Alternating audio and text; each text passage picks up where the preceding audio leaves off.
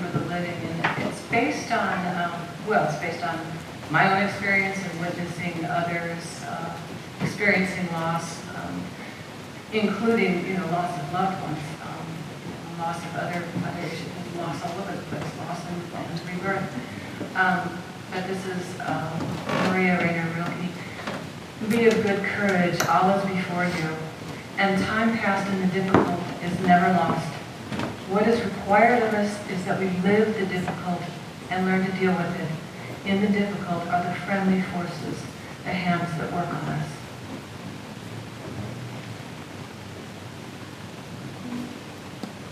And Michael's going to accompany me. You know what? Sam.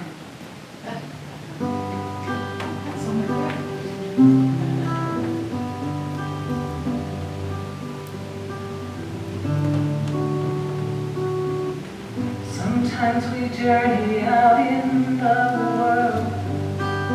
Sometimes we journey within our hearts. There's much to know in the light of day. There's much to learn in the dark.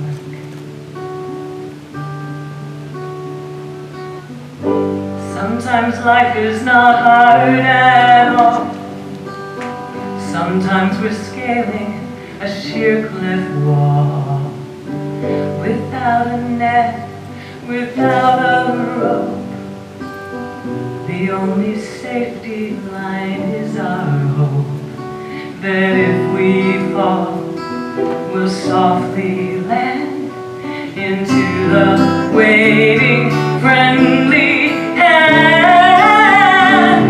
For love is in all things, all joy and suffering. It's there with us each hour to grace us with a gentle power. In the bliss of a wondrous birth, or when a loved one has left the earth, in our moments of celebration, in the Spirit's continuation, in the soothing words friends have spoken, in the moments when we feel broken, in our laughter and each tear cried, a quiet force tenderly abides in friendly hands that hold our hearts and shape us into who we now are. For love is in all things, all joy and suffering. It's there with us each hour to grace us with a gentle power.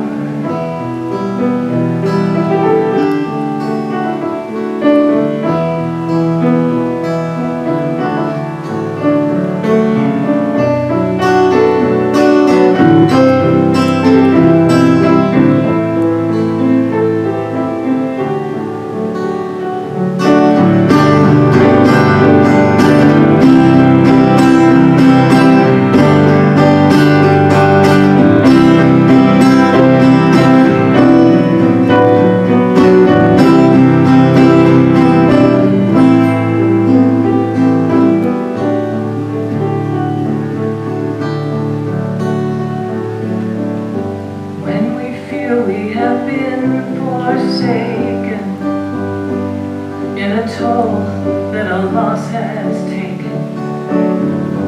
Love will come in a better touch to bring the comfort we need so much, in friendly hands that hold our hearts and shape us into who we now are. For love is in all things, all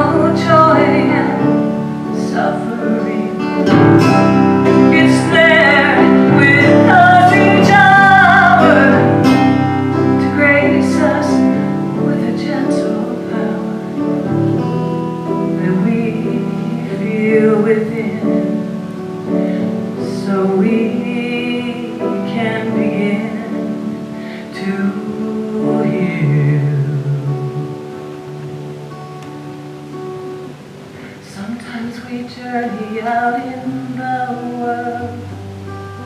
Sometimes we journey within our hearts.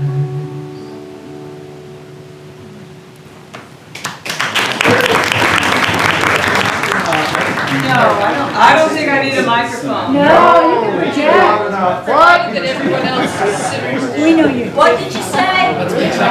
We know you did. If I get too quiet, just let me know. Okay. All right. So I'm Carrie, by the way. Hi, Carrie. So I'm just tuning in to what's going on right now. I was a beat behind with Palm Sunday and Easter, which really makes me want to sort of take a different opening tact for this topic. So I'm going to open it up as, you know, in terms of Easter, if we're going to be thinking in terms of, you know, the rising, renewal, the rebirth of Christ. Of course, there's lots of other aspects of Easter, keeping my eye on the time right now too. You know, the goddess Esther, you know, it started off as a pagan celebration. There's many, many layers, and I know that we're very universal about it. But I kind of like to just think of this time as a time of, you know, death and birth. I'm thinking in terms of breaking open like an egg, you know, breaking open the whatever has broken us, whatever has caused us to suffer. We break open through that process and can be renewed, be rebirthed from what we learned in that process. Elizabeth Lesser calls it the Phoenix process. We all know the story of the Phoenix. Going to ashes and then, you know, rising from the ashes. So this topic has to do with a life-altering physical experience, either an accident, an injury, really serious illness, or a chronic illness, something that lasts 3 months or more. That's maybe not necessarily curable, but manageable, but, you know, challenging nonetheless. And so they'll all be asking questions towards the end, so we can talk about it. Queenie and I were talking about this a couple of weeks ago, and that's why this topic came up. I'm just going to share just a brief, you know, my story briefly. So back in 1990, my experience was that I completely crashed. My autoimmune system and central nervous system just crashed, and I woke up one morning. I thought I was paralyzed. I thought maybe I had a stroke or a seizure, and that wasn't the case. It turned out to be, you know, chronic fatigue syndrome, fibromyalgia, and various other things. And also, another event was that I've had a TMJ dysfunction for over 40 years, and recently, in the last few years, one of my jaw joints broke, and I'm going to have surgery. So for about 1.5 years, I was not able to yawn, sing, and was not able to speak or eat comfortably. And it took a long time to rehabilitate it. And I don't want you guys to be sitting on the edge of your seats when I'm singing thinking I'm in pain. I'm not in pain. Just a little bit out of shape from singing because I haven't done it in so long, but I'm still vocally expressing myself. That's another thing that birthed out of that experience, is just getting even more into connection and expression from my heart and soul, and not worrying so much about whether I sing well or not. And so my experience with, I'm just going to call it CFS, chronic fatigue syndrome, CFS. I call it my awakening. That was my Phoenix process and my rebirthing process. And I do want to, you know, say that any of these experiences, oftentimes, like an accident, an injury, or illness is not recognized as a loss, like, you know, when we actually go through the 5 stages of grief. But most people do. We go through shock, shock and fear, sadness, denial, where did it go? denial, bartering. I did a lot of bartering. I'll be good, I promise I won't eat so much sugar. I don't have any more wine. I won't have more party anymore. No, please just heal me. Dark chocolate, please. Chocolate, pounding chocolate, yeah. No, dark chocolate. Absolutely. Depression, and then that finally eventually leads to acceptance and making peace with it. It's interesting also what happens to, most people have an issue with self-definition when we're not able to do all the things that we love to do and all the things that we provide in life, all the different activities, our work, and if we're not able to do that, it really taxes identity and self-definition. We question what our value is, our worth really is hard on self-esteem and confidence, and I went through all of those things. However, I must say we human beings are amazingly adaptable creatures. It's amazing. I've witnessed so many people turn their pain into beautiful things. But my way of adapting was to go within. And I just read every personal and spiritual growth book I could get my hands on, and I developed a very strong connection with Spirit, with the Creator, and I really felt supported, loved, guided, and that was very comforting. So that was my journey, was just going into the inner world, which I believe is just as vast and expansive as the outer world, and I see your heads nodding. People have gone through this. Maria Rainer Rilke once said, "The only journey is the one within." And well, I won't argue whether that's true or not, but that was certainly my experience. So I'm not going to go into the big long story, but I came to a point where I finally, I went through dark days and I really struggled, but when I finally came out the other end,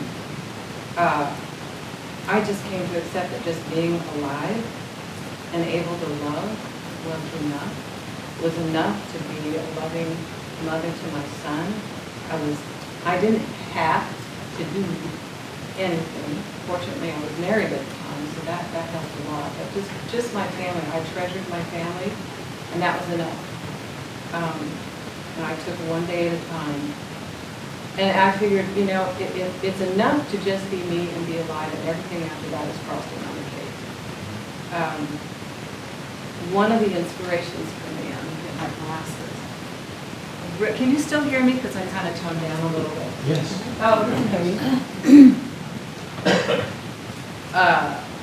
One of my biggest inspirations was Arnold Besser. He wrote the book Flying Without Wings. Have you ever heard of it? He has. Okay, good. And, well, this was a man who, prior to the polio vaccine coming out, this was a man who was an athlete, a pro tennis player. He was going to medical school. He was brilliant. He was studying to be a doctor. He was just on fire. The world was his oyster. And prior to the vaccine, he came down with polio, spent 2 years in an iron lung. 2 years in an iron lung. Couldn't even, he was so paralyzed he couldn't even breathe. And then after that, he lived on a gurney. He was rolled around with a gurney. He even lectured laying down. He would go to classes and lecture. He was still teaching. And then after that, he was, quadriplegic in a wheelchair. Spent the rest of his life that way. He's still alive, and he's just an amazing human being. And one of the things he said was, learning to surrender and accept what I have not chosen gave me knowledge of a new kind of change and a new kind of experience, which I had not anticipated. It was a paradoxical change. When I stopped struggling, working to change, and found means of accepting what I had already become, I discovered that changed me. Rather than feeling disabled and inadequate as I anticipated I would, I felt whole again. I experienced a sense of well-being and fullness, which I had not known before. Isn't that remarkable? I'm just so... I'm keeping my eye on the time. One thing I want to point out is, and I'm speaking from my own observations, not sure if this is the absolute truth or not, but I noticed that we're kind of raised in a culture where we're taught to be dismissive. You know, when somebody's talking about something that they're bothered by, or, you know, something that's painful, there's a tendency for people to say, oh, well, it's okay, don't cry, or look at the bright side, you could always, do this, you could do, And so a lot of us are not allowed to experience our feelings the full cycle. And if we don't experience our the full circle of our feelings, the full cycle, they'll just stay there and fester. Elizabeth Lesser, who wrote the book Broken Open. Are you familiar with that book? Oh my God, that is a must-read. I love that book. She said, if we do not suffer a loss all the way to the end, it will wait for us. It won't just dissipate and disappear. Rather, it will fester, and we will experience its sorrow later in stranger forms. Man, is that even true? So, and people are well-meaning. They don't know what to say. They'll say things like, oh, well, it was probably meant to be, or everything happens for a reason. And I'm not going to argue whether that's true or not, because I'm human. I'm not an authority on all the cosmos. That belief was channeled, downloaded by human consciousness, so I don't know. And I believe, anything's possible. Only thing that I'll say is, for me personally, when people said that to me, is I just didn't feel the compassion and the love and the understanding in it. And I would never, when somebody's sharing something that's really hurting them, like they're ill or injured, I don't use those words. I just say, I'm so sorry that happened to you, and tell me about it. I want to hear it. And do you need a hug? What can I do? That kind of thing. Later on, when I got through my process, then I could see the lessons. I could see the blessings, and I could see that there was probably a reason for it, that God needed to hold me still, because I was going to go every which way. He was going to hold me still, or God was going to hold me still, in order to really be still enough to learn what I needed to learn. But at the time, that was very, very difficult to understand. And I didn't need to feel like a spiritual failure piled on top of my physical suffering. It's like, what are you holding on to? What's in your, your karma, your ancestral, what are you not letting go of? Right. Oh, Thank God, you so thanks much. a lot. Yeah, exactly. So, Elizabeth Lesser says, adversity is a natural part of being human. It is the height of arrogance to prescribe a moral code or health regime or spiritual practice as an amulet to keep things from falling apart. Things do fall apart. It was their nature to do so. Yes, they do that. Computers, people, books, machines. Yeah, I'm going to open this up. I'm almost done with my part of it, keeping in mind the time.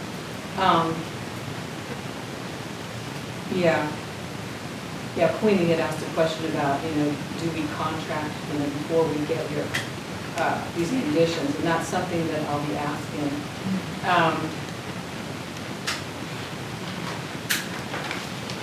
And I like this. I'm kind of quote happy, but I know one of the things that's really important to me is discerning the difference between curing and healing.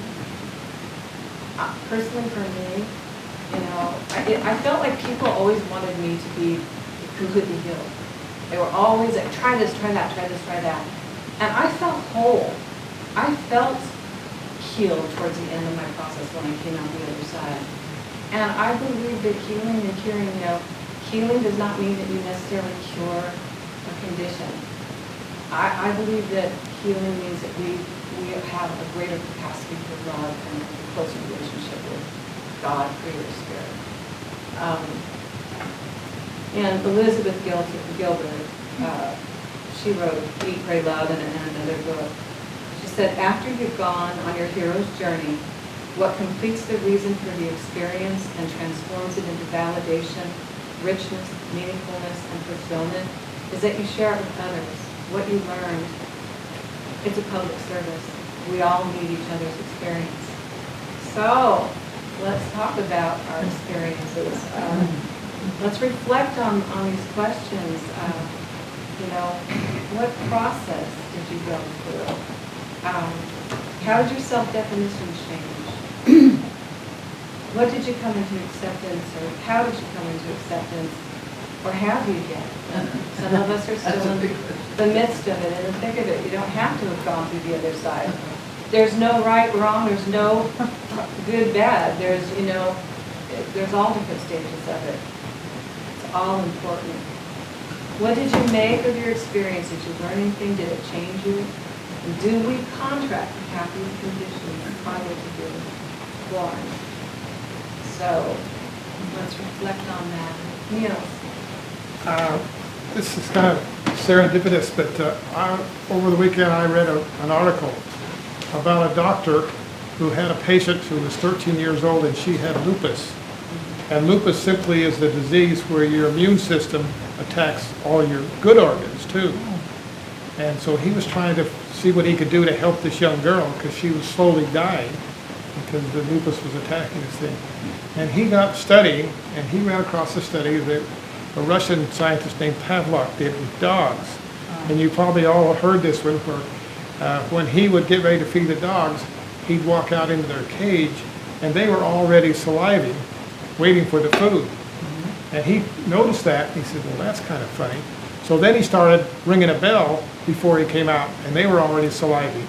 So the dogs then were programming their brain to do something. So he had this idea, wait a minute, with this lupus disease, they found a kind of a pill that helps cure it, but it's a very strong pill.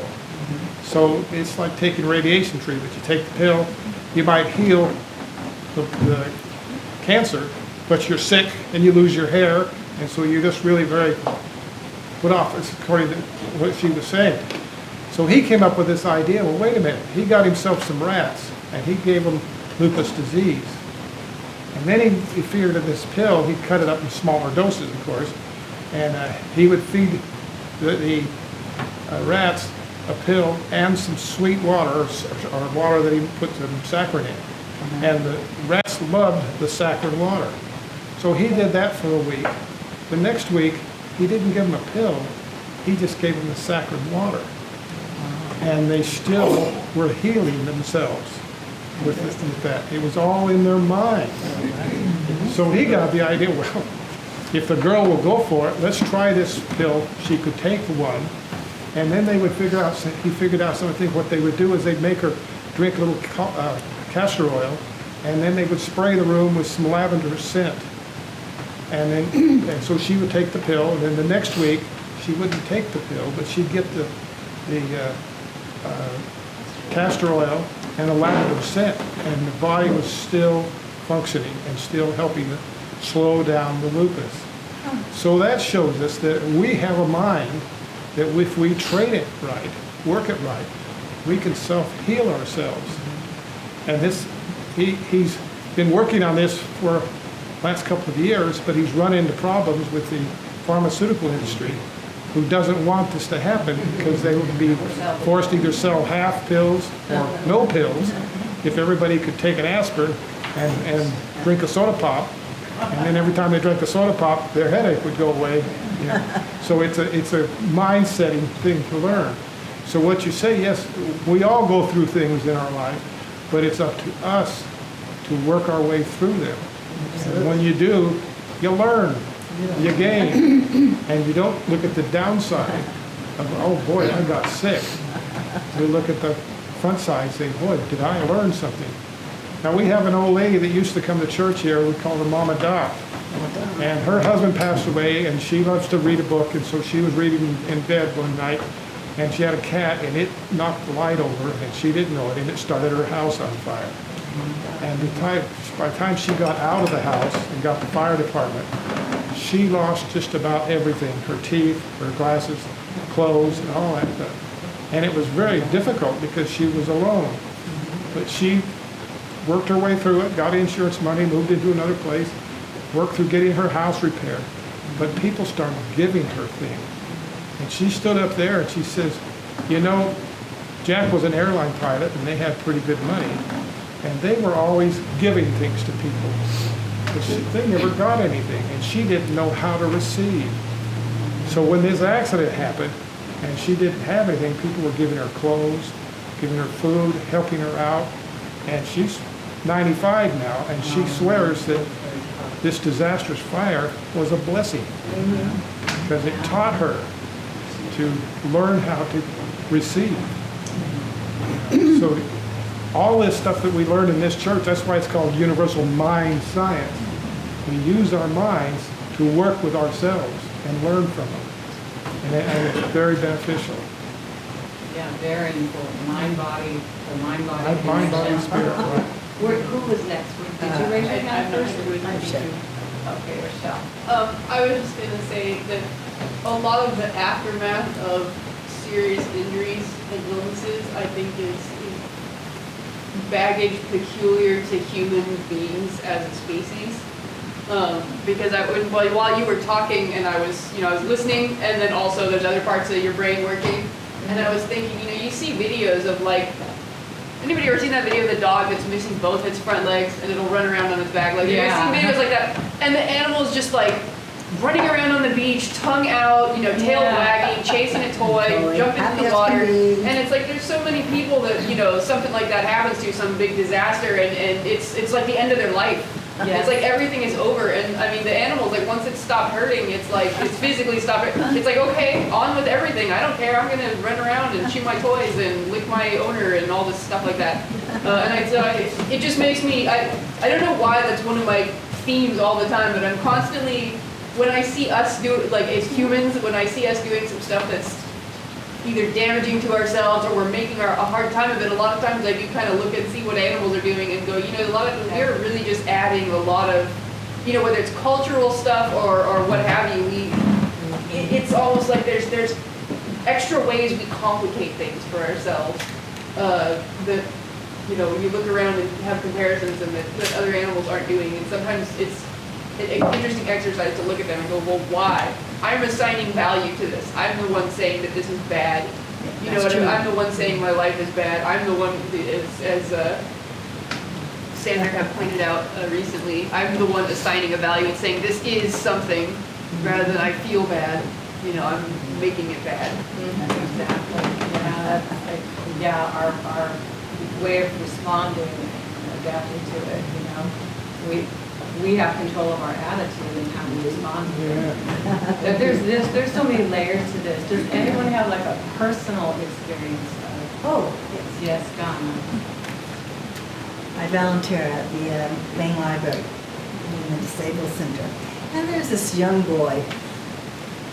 He says, I'm so glad that I am paralyzed from the neck down. I go, why? He says, because if not, I would be dead. I said, no, not Michael. Anyway, I said, no. And he asked me to hold his cigarette. You can't smoke. Yes, I can. But he says, I'm glad that I am paralyzed from the neck down, because otherwise I would be in a gang and I would be dead. And I'm going, oh, Wow, my what a Lord. great way to look. Isn't that something? Yeah, that really is.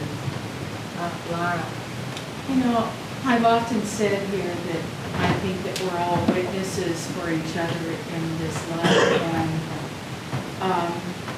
and part of being a witness is watching somebody maybe going through a particularly difficult experience, and that may be a health experience of whether that's an accident or whatever, and I think people tend to generally be uncomfortable about things that they feel either they don't want to face or they don't know how to respond, appropriately for that person. They don't know how to give them whatever that person may need.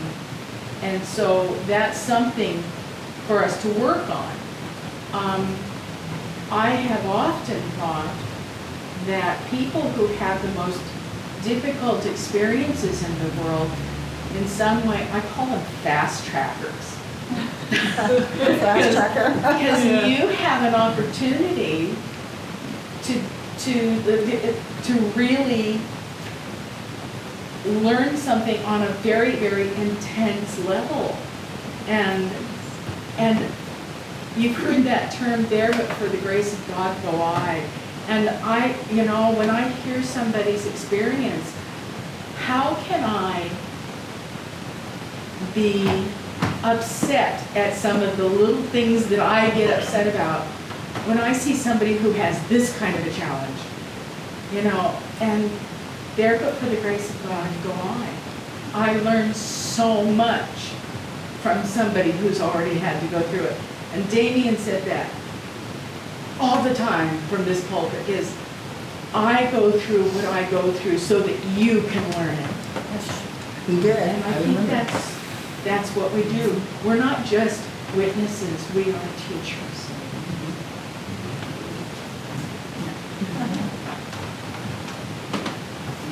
I had experienced a major accident many years ago, an automobile accident in a diesel truck. And I see that what it did is, I'm going in one way in my life, and I already started thinking about other things spiritual. But this collision helped me jettison off into a way that secured that I was going to be thinking of spiritual growth as my main topic. Because in that accident, I felt God, and I had not felt God before like that. So that was a godsend in a sense. Yes. You know, it was a godsend. And I can only imagine what I would have ended up doing and being, because I was so silly and so naive and so young that I was making poor decisions. So I'm really grateful that I got stopped. This is the way you want to go, and I got directed. So I still have ramifications from it, but there's many things I cannot do that everybody else in this culture seems to be able to do from the accident. And I'm still working through accepting some of them. But I'm really grateful that I met God, and God said, "This is what you need to be doing." Oh, I'm proud of you, Mary. Yay, yay for Mary, yay for Mary. That's huge. That's Huge. Yeah. Anybody else have an actual physical experience?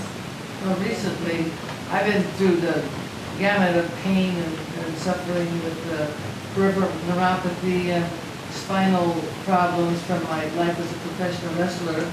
And I figured, you know, my race was run. You know, I've done the best I could to deal with everything. I swim and I do whatever I can to stay moving. And I figured, well, but I felt like I was getting worse and worse, and nothing was really, you know, I just felt very discouraged. And then I found a Tai Chi healer and a Chinese medicine man. And he started, you know, I started meditating and bringing the energy of the Chi into me and restoring my faith, that I felt I'd lost my faith. I mean, it's all been a test of faith, because I was a physical person, and now I have to rely on my faith to get me through every day. And when you deal with chronic pain, you have to really, really, you know, just really beg, plead, and cry for faith and you know, strength to get through. But now, through this healing in my soul, and my back and the pain in my neck is getting better and better, and there's no specific reason except for faith and quietness and you know, praying, getting connection with everybody in here in this community as well. And everywhere I go, people say, "What happened to you? You know, you have more light." I said, "Yes, I think I do think." My story for the moment. I have much more to go. Much more. Yes. Anybody else have an experience to share?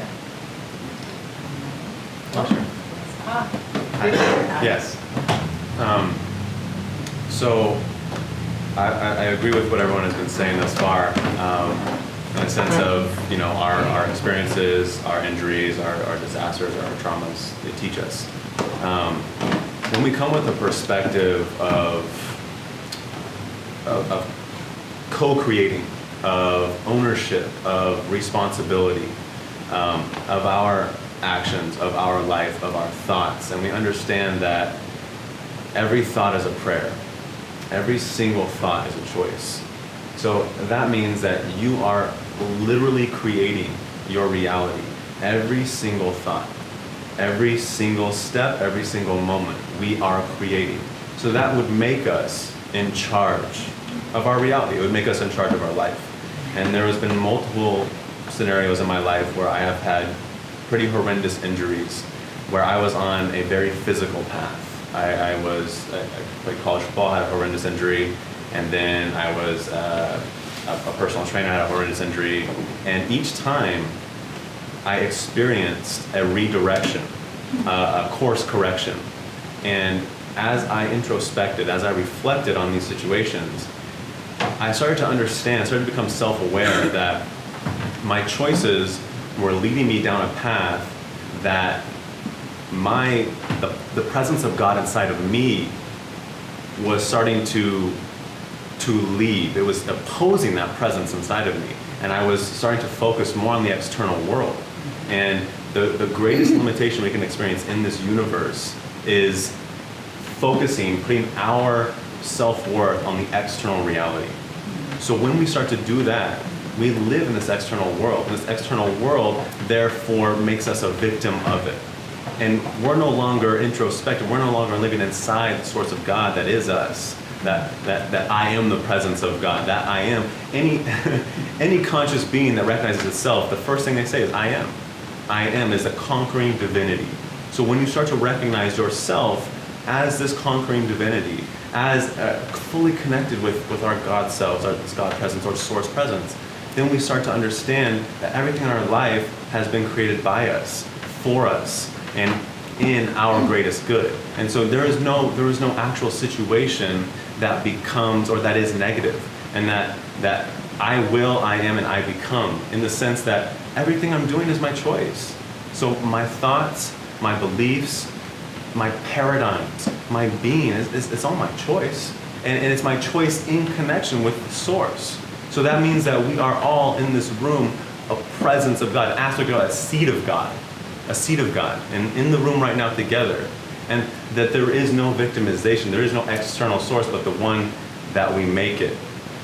So I learned in myself that through these different situations, I have become more aware, more compassionate, more empathetic, more loving, more in tune with the presence of God that is all around us in every moment. It doesn't have to take a disaster, it doesn't have to take a trauma to recognize the presence of God in you. And so when we start to function from that state of being, that every single moment, this is living in the moment, this is the now, by the way.